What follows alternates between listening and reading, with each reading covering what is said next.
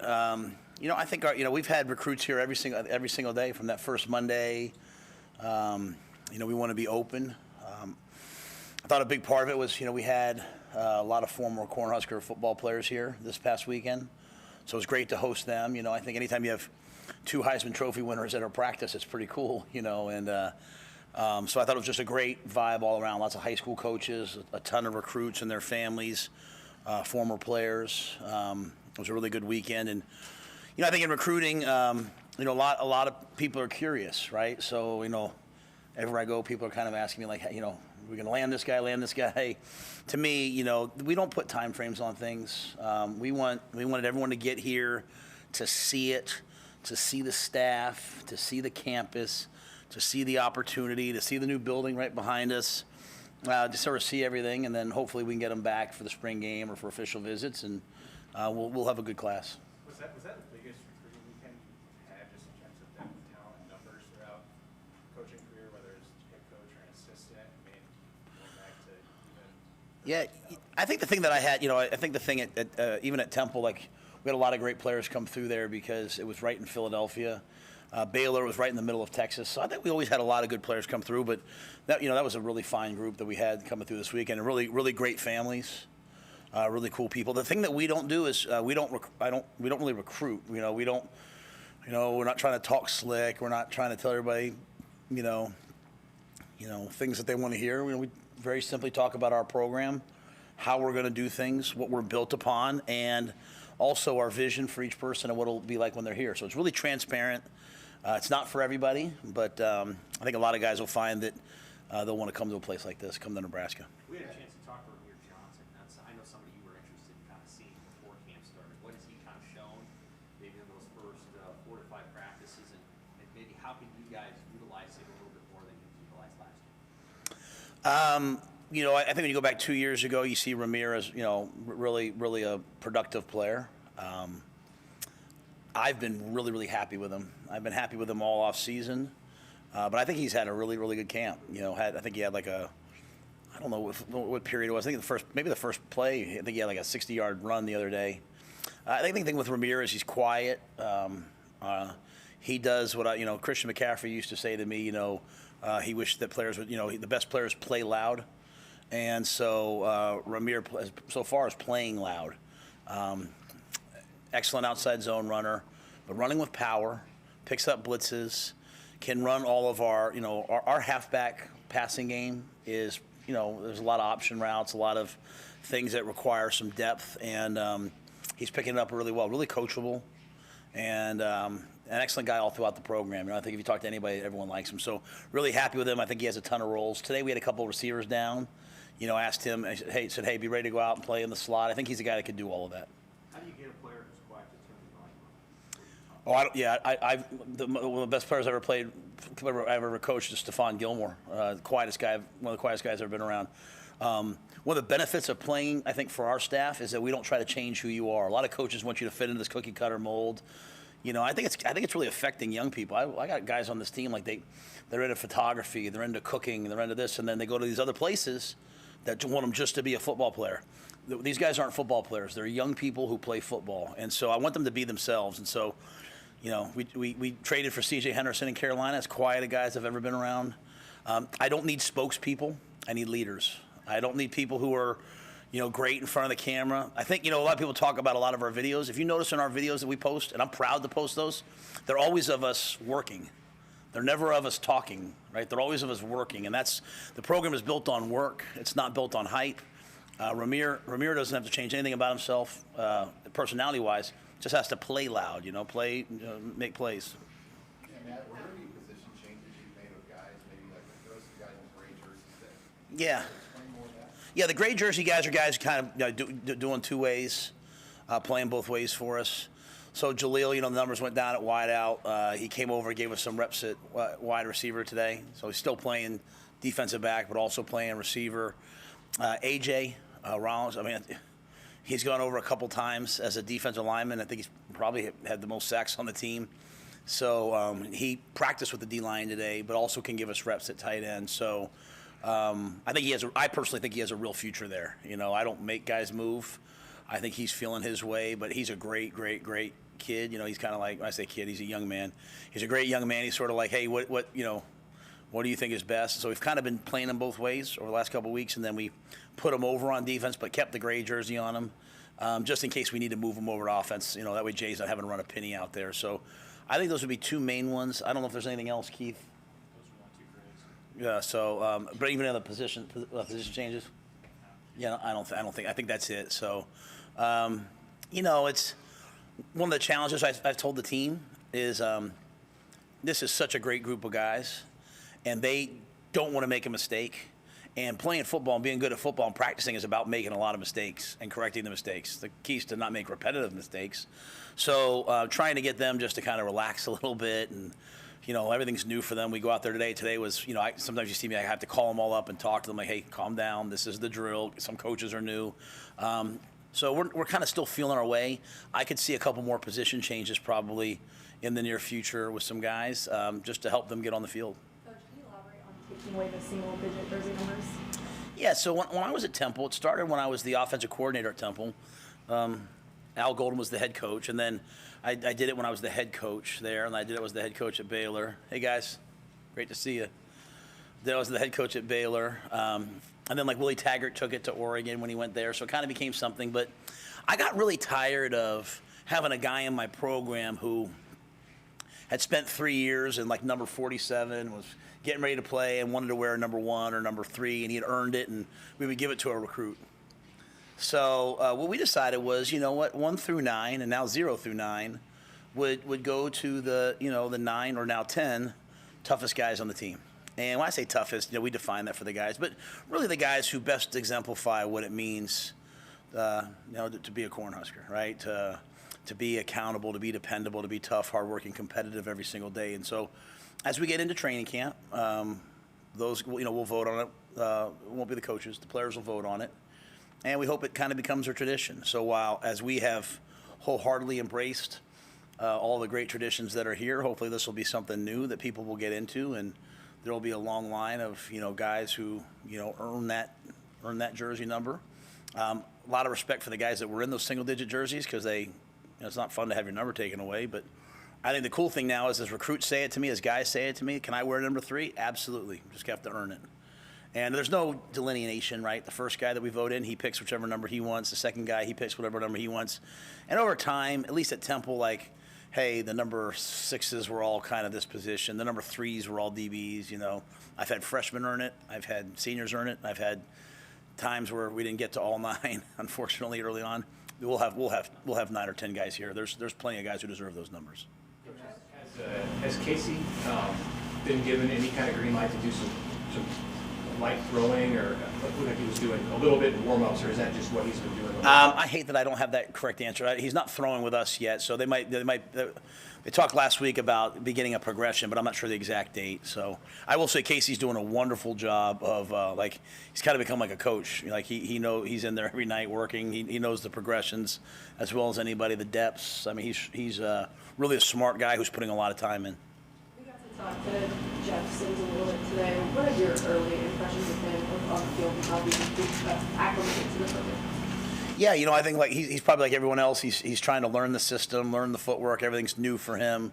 You know, I think Jeff brings a dynamic element into the game in that he can throw and run and is really smart and is a great teammate. I think the guys all really like him. I think he has natural leadership capabilities. So I'm excited to see what he does. You know, I think, you know, we've kind of, every day's been a little bit different. You know, we started off throwing it, and then Thursday we ran it a ton to get, because the first day on pads. Saturday we mixed it. Today we finished with, you know, 2-minute drills and stuff like that. So I think Jeff has a ton of potential. He just, you know, just needs reps, needs to get comfortable. You had made a comment about, I want to go back to really quick the gray jerseys and the switching positions, or maybe playing both ways. You've said now a couple of times that you want them to be, like, you want them to be a part of that decision. So if somebody maybe sees an opportunity, how do they approach that to you? Is it kind of a joint conversation? I'm just kind of curious how these conversations start. If they see the opportunity? Yes. Yeah, the hardest thing about being the head coach is no one really wants to talk to me. Coaches and staff, they all say I'm hard to approach. Do I seem hard to approach to you guys? I mean, like, I don't think so. So, but I've had guys come in. You know, I mean, I've had guys come in and say, I really think I want to play receiver. And I say, go and play receiver then, I think I'm trying to be, sometimes, you think you are and you're not. I think we're really, really direct and honest with guys. So the good news is that we say, hey, I think you really have a future here. I hope they believe it. Because if I think they're in the wrong position, I'll tell them that too. So, but I've had guys come to me and say, hey, coach, can I play this? Can I play that? We moved Bonner from wide out to like an F tight end type of a guy. And, I think it's been a dynamic move for him. I can see him really having a future there. So one great thing about spring is we can move somebody, and if it's not right, it's not working out, they can always go back. So hopefully we, again, that's why we spend so much time with the guys and eat together and hang out together so that they feel comfortable. And if it's not comfortable talking to me, they can go to somebody else. And hopefully we have that sort of dynamic within the staff. Yeah, first day of practice, you said you couldn't sleep the night before. Some of the newness starting to wear off for you being here? Yes. Even you guys saw me when I brought him up, at the beginning, to me, the greatest measure of a man is his consistency. And so, I told him the analogy of the Navy SEALs. You get the Navy SEALs, they go to Buds, they get to Hell Week, you get the best of the best. Everybody can do it for a day. It's just who can withstand the volume. Mike Lombardi, who wrote the book Gridiron Genius, he taught this to our staff years ago, who has the competitive stamina to be able to do it day after day after day. This is typically the worst practice in my history, is the Tuesday after the first week. You go 4 practices, you have the adrenaline that first Saturday.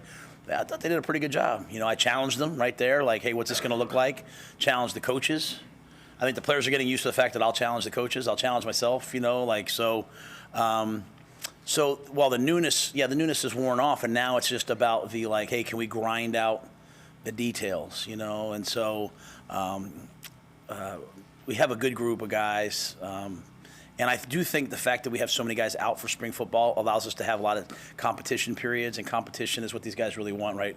They've grown up playing games, playing video games, or maybe some of us grew up just kind of playing out back. They've played in organized leagues and all that their whole lives, so they know competition, and so we're trying to have to keep it fresh that way. Seems like you have scrimmage day this week at all. You guys use one of your spring scrimmage Yeah, days? this Saturday will be one of our scrimmage days. What exactly that looks like, if that's full the whole time or if that's halfway. We only have 12 offensive linemen, so what exactly that looks like. But there'll be, we did some live work on Saturday. That was one of our. The NCAA basically has no contact, partial tackling, and scrimmage days. They have 4 categories of days and a certain amount. So today was today was a contact but no tackling day. Thursday will be you can do some tackling. I haven't always done that, but you can. Saturday will be some live work. Hopefully we can get over in the stadium and do a little bit in there. Curious about the offensive line. You just mentioned there were 12 available today. That seems like a low number. How concerned are you about trying to get those numbers up in the offseason? But I was also specifically interested in Jacob Hood and Gunnar Katua, who are brand new to the I think that's probably a low, in all seriousness, I mean it's probably a low number at Nebraska, because you guys are used to having 200 guys on the roster, 150. I think having 12 linemen this time of year is about what I'm kind of used to, So I think we have 3 or 4 great walk-on offensive linemen that are just. I think Dylan Parrott's a guy that could play. He could develop and he could play. Keegan Menning's a guy that can help us. So. Ezra Miller's been banged up, but I think he's a guy that could help us. And Jersey, my guy from Jersey, Mancino, he's fantastic. He's a great dude, and he can play. He can help us. So, we don't have. We're one of those. We're lucky in that we don't have to say every year I've been in spring football. It's don't ever let that guy in the drill with Nash. I don't have to worry about that. So we're able to mix 3 groups and roll 3 groups, and they're grinding hard for us. We're bringing some guys in. But we'll always look for, especially as we want to have the best walk-on program in football, always looking for big guys in the walk-on program who can develop. I think the second part of your question was what? Gunnar's done a great job. He's having to play, left tackle, which is the hardest position to learn. He's going against good players. I'm really, really excited about where he is as a young player. Obviously he's got a long way to go, but I've seen a lot of young players be overwhelmed, especially at that position. And then Jacob, Jacob's had a lot happen, just from he had some medical things he had to get done. We have just some tremendous medical help here. I mean, Drew Hamlin has stepped in and done a great job, and so he got back, and I think he's coming. He's got a lot of work to do, but he's coming. Hey, Anthony, have you had Anthony Grant back? Is he back out there? Yep, he was out there. Yep. He's in good standing. How does it? Where's his? Yeah. There's never a bad standing with me, right? Like if you haven't done something or there's something that causes me to say, hey, you can't practice. It's real simple for me. Like if you have a pulled hamstring, you can't practice. Doesn't mean I don't love you. It just means you can't practice. If something's happened like academically or socially or anything like that, and I say, hey, right now you can't practice, doesn't mean I don't love you, right? And I think that's one of the big things, that we want the guys to understand. Like we're gonna correct actions, but we always gonna love the guys. I love Anthony. It's an adjustment, man. He was here, he was somewhere else, and then he was here. I think he was somewhere else. Then he was somewhere else. Then he was here. It's a lot of different changes, and so he's getting used to us. But he's a wonderful, wonderful person. So he's obviously a little bit behind, and I'm not gonna not give those other guys the reps because I don't know what the rest of the Big Ten running back rooms look like, but we got a pretty good running back room now. I mean, Gabe Irvin's doing some really, really, really, really powerful, good things, and A.J. Allen's hitting some big, big runs, and so we have a good running back room. We talked about Ramirez. We talked about Anthony.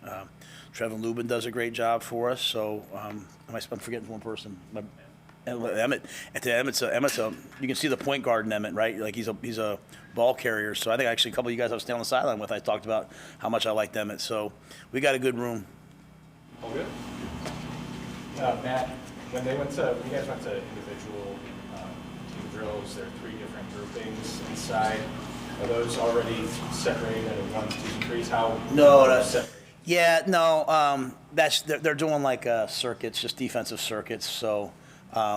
I think we just try to pair up, make sure like there's 2 really big guys. What we don't want to do is go. What we can't do is go. Normally you just go, hey, skill, DBs, because we have more DBs than any team in the country right now. So DBs, linebackers, bigs. So we just kind of move them around, just pair guys up. So we have some when we rotate it, we have some we call it A, B, and C, but those change. I told the guys, I really believe this. I can't even begin to think about a depth chart until the fall. In fact, I tell the staff all the time, please do not evaluate their technical skills and drills and this guy, he can do this, he can't do that yet. Try to improve it. We will look at skill set and traits, where this guy's explosive, this guy's twitchy, but you in our system, you come in, we're teaching the offense and defense right now, right? And then over the summer, we'll try to improve it. Then in training camp, fall camp, we'll try to perfect it, and then the season we'll try to execute it. So that's why I said a lot of the players are getting like this, why am I not? I'm like, because you've done it for 4 days, The same thing with the coaches. So I'm really taking that methodical, detailed, hey, the worst thing you can do is write a player off. It's the worst thing that you can do because there's guys on our team right now that are probably sitting in that locker room that are walk-ons that are like, man, am I ever going to play here? Then, man, I'm going to turn to them in the middle of the season and be like, I need you to go do this, and they're going to go do it. And so our job as coaches is to coach everybody, right? And then as we get into the season and all that, things will happen. And we will be a little different than what has happened the last couple of years. If we're playing the same 11 guys on defense all game, I'm gonna lose my mind, right? I want to be playing 18, 19, 20 guys on defense. I want to play, we're not going to just come out in one personnel grouping. So I got to get a lot of guys ready. That's why I'm moving guys around, trying different positions. And then every once in a while you stumble onto an AJ who goes over to defense and you're like, holy smokes, look at this. So that's why it's not truly a depth chart, but we do have to organize each practice, and we try to rotate it a little bit and see what's what. All right, it's great to see everybody. Thank you, guys.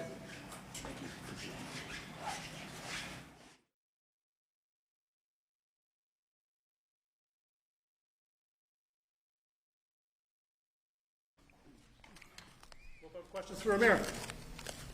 Hey, Ramirez, last year, there was a lot of talk about playing wide back a little bit between running back, wide receiver. How have you felt this year kind of in that running back role this time? I feel pretty good. I had a good offseason. I've been, studying the playbook. Now I think I'm in a good position to be, a guy for for the team. And that's pretty much it. And how about running backs coach EJ Parker? What's he kind of brought to the room for you? Oh yeah, he's very energetic, very charismatic. He's involved with everybody on the group, not just no matter if you're a walk-on, scholarship, no matter what you did last year. He's like involved with everybody. He makes sure everybody's getting involved. So I'll say he's doing a pretty good job as being a running back coach at Nebraska. He knows that area you're from real well. Did you guys kind of connect with that? I mean, maybe even knew you as a recruit? Yeah, so my freshman year in high school, he was like coaching there for a little bit before he got the college coaching job. So I knew him for a little bit, and then he was recruiting me at like other colleges and stuff like that. So I'm very familiar with him.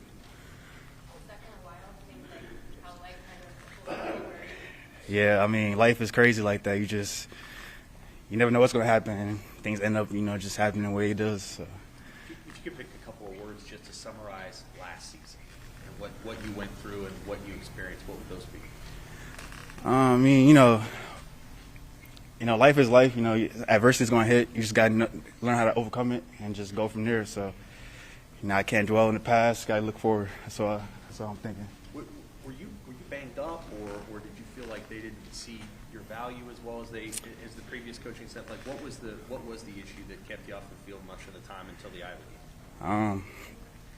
And I don't have like the right answer for you. I just know, I worked hard all year. I was available, and things happen, and it is what it is. But I'm here now, looking forward to this season, and getting ready to work for this team and this coaching staff ahead of me. What have the last few months been like for veteran guys as you adapt to just a new way of doing things with the staff? I mean, I loved it. I mean, we all loved it. This coaching staff, got high intensity, very knowledgeable, and I'm just looking forward to working with these guys, honestly. I'm looking forward to this season and just keep getting better day by day. Hey, Ramirez, it's kind of easy to see what these guys, these coaches value in athletes when you see the guys they're recruiting and, the emphasis on track times and just having athletes out there. Do you feel like, that several years after you got here, that you're the kind of guy that they would go out and recruit and, what that might mean for you and your ability to contribute to the system? Yeah, I'd say so. I mean, to play football, you gotta be fast, strong, and competitive. And I'll say I'm all those things. And I'll definitely say like I'm the kind of guy they like to recruit, and even probably faster than me. Who knows? But yeah, I'll definitely say I'm the right guy, and guys like myself is the right guy for this system. Can you see that already? Like clearly, when they're going out and looking at track times and jumping distances, like they have a vision of something they want to do with those players. From your short time here with these coaches, what is that? Like, why is that versatility? Why is that track speed something that's really valuable to the staff? I mean, if you're fast, you can pretty much do anything. You get by defenders, and you can't teach speed and you can't beat speed. I just keep it like that, honestly. So you're just a running back. Like they're not, and I don't mean that poorly. I mean, they're not trying to test you around at three positions. They just want you to run. Well, I guess I'd say today I'm starting to learn a little bit of receiver, so I'm kind of still doing that, versatility stuff. So we'll see as the year progresses what happens. Do you like that? I know last year it didn't seem to materialize into what you would hope to do. Now, yeah, I want to do it all. I just want to, whatever gives you on the field, that's what I want to do. You say you start doing that today? Yeah. You've always been a big special teams guy for this team. Any changes you've noticed in sort of how you guys go about practicing there or so far? I mean, other than like their own ideology in terms of like special teams, but it's pretty much the same. Still the same. Mindset, same. Goal. I guess at the end. So nothing really too different. You're a return man. You're working at the return. Yeah, this year. Yep. What was the winter conditioning kind of like? How are you feeling physically? I'm feeling good. It was very competitive, very high intensity, and I can say I got a lot stronger, for sure. Faster, wiser. I just feel a lot better. This year, I'll say. How do you think you're wiser? What did you learn? What do you know now? I'm just more, I can say, in depth and like really understanding the full playbook. If that makes sense, like just not just knowing like what I'm doing, what everybody's doing, I would say. Thank you.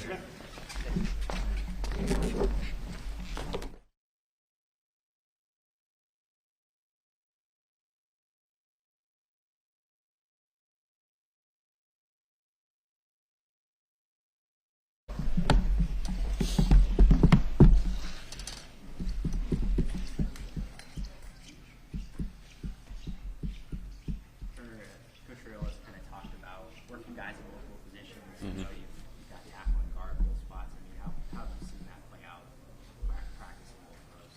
Yeah, coaches put people in different spots, and you know, it's not to make you feel uncomfortable, but to put you in uncomfortable situations. So, kind of like if someone goes down in the game and I need to get put to right guard or right tackle or anywhere else, you know, I got the skill set to be able to do that. So. And what did you kind of maybe take away from going through that last year? I mean, you had that experience coming into this one. You know, it just keeps me more prepared for whatever comes down the road, whether I need to play tackle or guard. You know, I feel like I could play center. So it's all that. Like for you guys in the offensive line room, knowing you got the same position coach while everybody else is adjusting to some new guys there. What's it like for you guys? Yeah, you know, it's kind of nice, I guess. But then at the same time, it just allows us to be able to build off of what we're already building on. So that's pretty good for us. How has Ben Scott been settling in with your group? Yeah, Ben's been good. You know, I really like the guy as a person and as a football player. You know, he's easy to get along with, and you know, the locker room and in like a social setting. So, you know, he's a good friend of mine. So yeah, he's a good dude. Much does it help to add kind of a veteran player to this group? Yeah, it helps a lot. You know, him coming from Arizona State, you know, I think that being able to, you know, have some experience at different schools and be able to play into a different offense, I think it's good for him. Without giving away the playbook, what are your takeaways from this new offense? It's fast, it's simple, you know, there's power. So I like it. I like Coach Satt. You know, I like everything that he's doing. You know, he's a great guy and a great coach. No, Teddy's out there in the green jersey, but what's it like having Nuri, Teddy kind of back in the mix out there with you guys? It's awesome. You know, I love seeing those guys back out there in pads and being able to hit one another again. So, you know, it's pretty fun seeing those guys out there.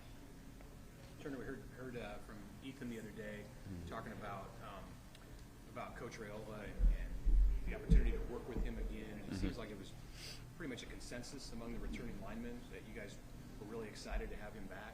You know, how did you feel about getting that opportunity to you know, have some consistency with his coaching? Yeah, absolutely. I was pretty pumped up when, you know, he called me and said that Coach Rhule was going to keep him on staff, and you know, like all the guys in the room, we were all pretty pumped up, and we were ready to go get some drills done after he told us. What was it? I mean, you know, with everything that was happening in this program last year, you know, probably didn't get to appreciate, you know, the good qualities of assistant coaches as much as we would in a normal year. So, what was it looking back that made you have those feelings about him because of the last year? You know, it was a quick turnaround. You know, not knowing if he was going to be able to be kept on and whatnot, but you know, like I said, we're all pretty excited that he's still here. So. We heard from Corey Camo in strength training, your guys' mobility a little more. Yeah. Have you kind of felt that agility coming off the line so far? Yeah, absolutely. You know, I feel pretty good moving out there. You know, doesn't matter what block I'm doing, I feel pretty good down in my stance and everything like that. So, yeah. You guys having to take more reps than you normally would in a spring just because you're pretty thin for that O-line group? No, we don't care about the heavy load. You know, we're out there to compete, and you know, to be able to compete is just go out there and take as many reps as we need to. Anything else for Carter? Thank you. Guys.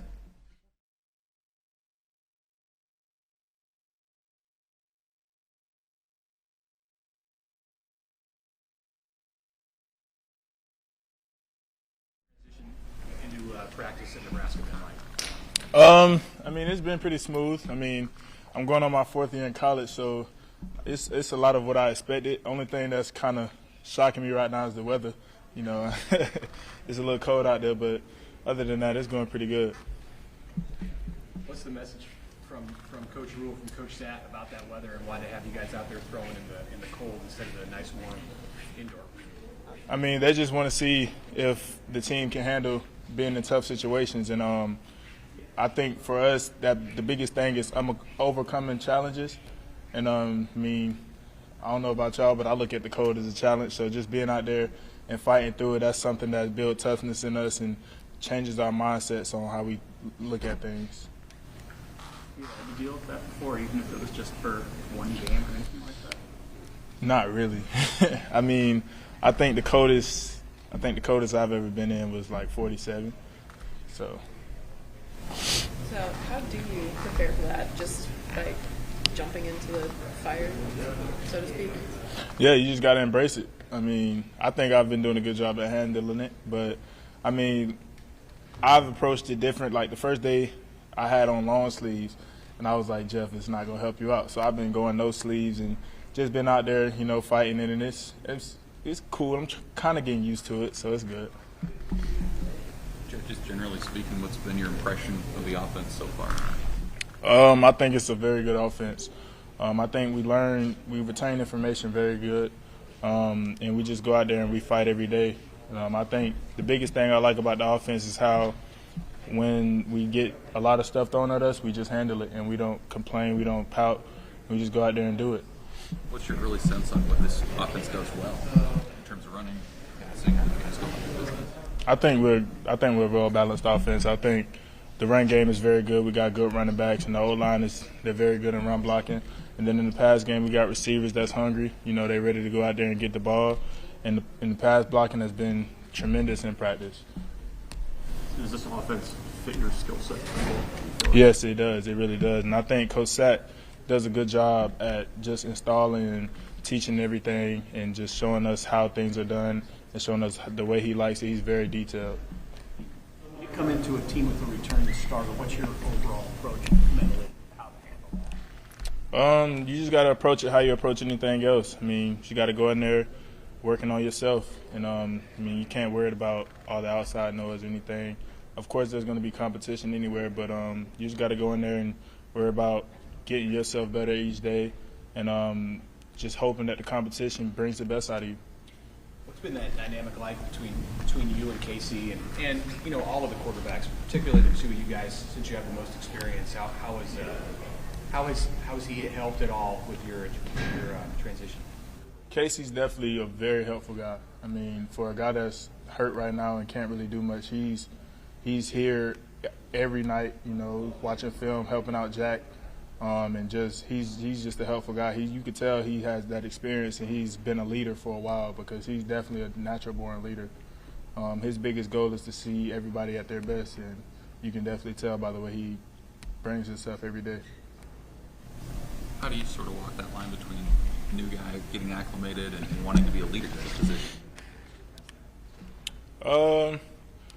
I mean, at the end of the day, I'm a quarterback, so I'm always going to lead, and I'm always going to find ways to just influence people. So my biggest thing was just to get acclimated as fast as I could and just build relationships on the team and talk to people. And I think that's helped me a lot because I'm starting to get comfortable with everybody, and it's starting to be very good. A couple more questions before I go to class. Hey Jeff, what was the focus for you in this offseason, even before you got into the throwing here, when you did stuff on your own or outside of Lincoln in your development as a quarterback? I think the focus for me was just learning how to master everything, like learning how to master playbook, mechanics, all that, just so I can be more consistent than I've ever been. And that's been one of my biggest goals coming into this offseason and going into this spring and going into next season, just building that consistency each day. Did you know much about Coach Rhule? He seemed to know quite a bit about you from Coach Collins, and they go way back. Did you know much about him? Like as soon as he got the Nebraska job, how quick was it for you to have them on your radar? So obviously coming from Coach Collins, he used to talk about Coach Rhule a lot because they're friends. So I definitely knew about Coach Rhule, and once I hopped into the portal and he hit me up, I was like, all right, I got Coach Rhule right here. I'm coming from Coach Collins. It could be a good thing for me. So it was definitely something that I looked into early. What'll make a successful spring, the rest of the spring for you here moving forward? We have a motto on this team, and that's to get one better every day. And it'll be successful if all of us can get 1% better each day and just go out there and fight every day and improve things that we need to work on. What's that next thing for you? Who knows? Everyone good? Thank you, guys. Thanks, Jeff. This podium session will now finally switch over to that.